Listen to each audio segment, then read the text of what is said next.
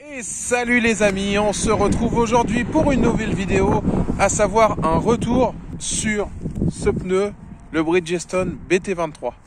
Allez, c'est parti.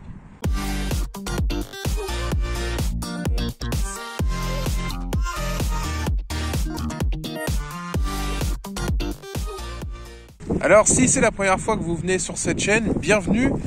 N'hésitez pas surtout à vous abonner. Aujourd'hui, vous êtes un peu plus de 300 abonnés. Néanmoins, vous ne représentez que 3% des gens qui regardent mes vidéos. 97% ne sont pas encore abonnés.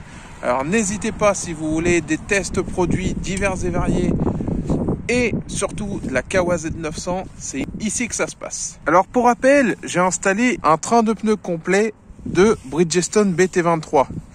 Donc nous sommes sur du bigum à l'arrière et sur du monogum à l'avant. Nous n'avons pas exactement les mêmes stries. À l'arrière, on voit que c'est bien prononcé et que c'est bien fait pour une évacuation de l'eau dans tous les sens. J'ai donc parcouru à peu près 8000 km avec ces pneus et il faut dire que en comparaison des pneus d'origine, à savoir les Dunlop D214, c'est juste incomparable. Donc ici, on est en Normandie, il pleut beaucoup et c'est pour ça que j'avais installé ces pneus-là. Clairement, ça n'a rien à voir.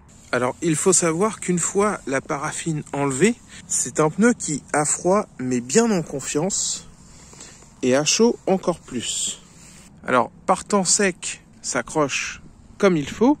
Et par temps mouillé, la seule contrainte que nous aurons, c'est celle de l'ABS. Le pneu nous offre un très très bon grip. Celui-ci, je l'ai installé parce qu'il offrait quand même, a priori, des performances, on va dire, en toute saison.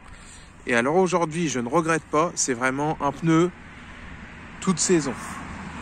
C'est un pneu qui est vraiment, on peut faire l'année complète sans se soucier. De pluie, de ci, de ça, il n'y a pas de souci. Je ne regrette pas ce pneu. C'est vraiment un très bon pneu.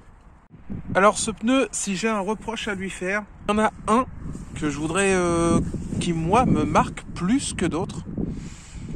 C'est le bruit. Je trouve ce pneu, alors en roulant, je pense qu'on entend surtout le pneu avant plus que le pneu arrière. Est-ce que c'est le fait que ce soit un monogame? Je ne saurais pas dire. Néanmoins, dans l'utilisation, c'est un pneu que je trouve, alors je vais dire bruyant, mais en tout cas plus bruyant que celui d'origine. Au niveau des notes, je vais vous mettre tout de suite le total. Dans l'ensemble, s'il y avait à conclure, je dirais quand même que ça reste un très bon pneu, qu'il est bien, il est efficace et il fait bien le job.